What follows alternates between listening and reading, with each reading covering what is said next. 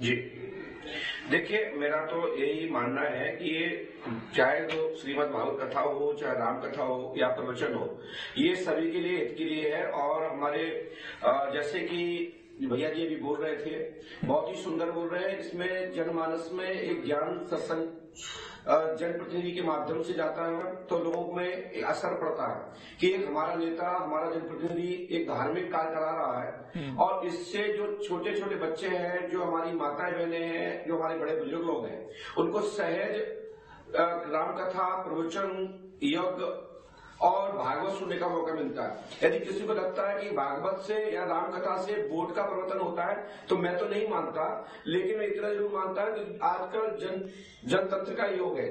जनता सब जानती है, स्वतंत्र है, लेकिन जनप्रतिनिधि जन जो कार्यक्रम कर रहे हैं, धार्मिक बहुत सुंदर कर रहे हैं। इससे भारत का नाम होता है, भारत की संस्कृति का नाम होता है। दुनिया के लोग देखते हैं कि हाँ, कि भारत के नेता भी परमात्मा में विश्वास रखते हैं, ईश्वर चर्चा में मन रखते हैं और जनप्रतिनिधि के नाते पूरे समाज को एक अच्छी दिशा दे रहे हैं। मेरा यही मानना है महाराज जी। लेकिन इसमें अभी तक जो हमने देखा है, अब तो खुले तौर पर हमने देखा है कि योगी आदित्यनाथ मुख्यमंत्री बन गए, उमा भारती मध्य प्रदेश की मुख्यमंत्री रही। ये जरूर कहा जाता है कि नहीं, धार्मिक आस्था अलग है, राजनीति अलग है, दोनों को मिक्स नहीं करना चाहिए, लेकिन अब वो खुले तौर पर होता है।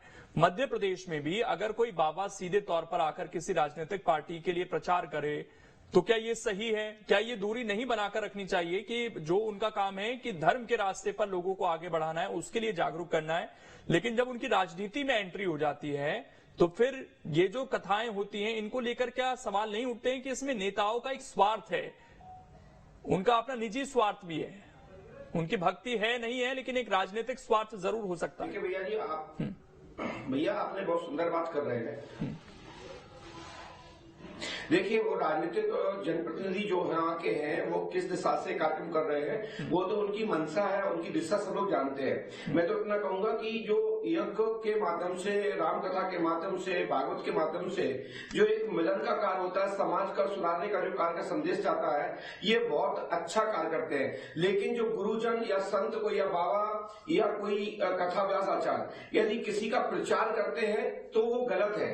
प्रचार करना अच्छी बात नहीं है। राजनीति की बात करना, नीति की रास्ता देना, रास्ते पर चलाना, सद दिशा देना और जनप्रतिनिधि को प्रकाश में लाना और धर्म की ओर प्रेरित करना, ये गुरुओं का काम है। लेकिन गुरुओं का काम चुनाव प्रचार करना नहीं है। किसी एक दल के बारे में नहीं बोला जा सकता।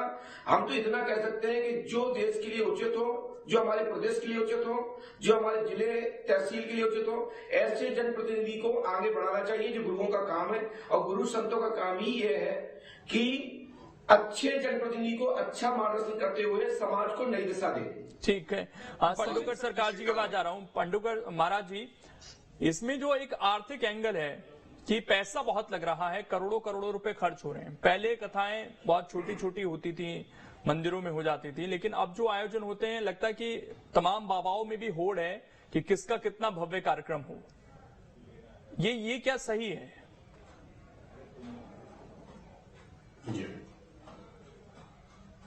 देखिए, क्या है, कार्यक्रम की रूपरेखा है कि कार्यक्रम आप कैसे स्तर पर करना चाहते हैं। जिसमें आप हजारों लोगों के एक साथ आयोजन रखना चाहते हैं तो भंडारा भी होता है, उसमें बड़ा बड़ा टेंट भी होता है। तो आप उस कार्यक्रम को कितना भव्य करना चाहते हैं। तो कभी कोई कथावाचक, कोई प्रवचन करता, कोई महापुरुष, कोई संत ये नहीं कहता कि आप इतने लाखों रुपए लगा करके आप इतना बड़ा करो। लेकिन अब ये तो क्षेत्र में होड़ है। सब लोग चाहते हैं कि मेरा कार्यक्रम सफल हो, ज्यादा से ज्यादा बड़ा भव्य कार्यक्रम हो और दुनिया में मेरा नाम जाए, मेरे क्षेत्र में नाम जाए कि मेरे जनप्रतिनिधि ने इतना बड़ा कार्यक्रम किया।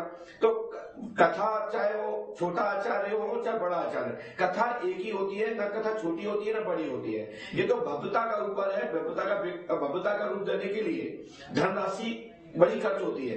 लेकिन आप अभी सचिन भैया के माध्यम से मैं सुन रहा था, प्रदीप भैया जी के माध्यम से मैं सुन रहा था, मैं आपको यह बता दूं कि जितने साधु संत हैं, ये इनका काम है मात्र जनता को मार्गदर्शन करना, समाज को दिशा देना, प्रकाश की ओर ले जाना। लेकिन जो जनप्रतिनिधि जन जो कार्यक्रम कर रहे हैं, उनकी भी यही इच्छा है कि हमारे क्षेत्र के लोगों को अच्छा कार्यक्रम मिले, अच्छे कथा व्यास यही होना भी चाहिए कि जो गुरुओं का काम है वो उसको करें और राजनेताओं का जो काम है वो उसे करें। इसमें राजनीतिक महत्वाकांक्षा या राजनीतिक लोभ लालच नहीं होना चाहिए। एक अच्छे भाव से कर रहे हैं, किसी को कोई दिक्कत नहीं। बहुत शुक्रिया आप सभी का जुड़ने के लिए और इस चर्चा का हिस्सा बनने के लिए। समय इतना ही है, छोटा सा ब्रेक, खबरें लगातार जारी हैं।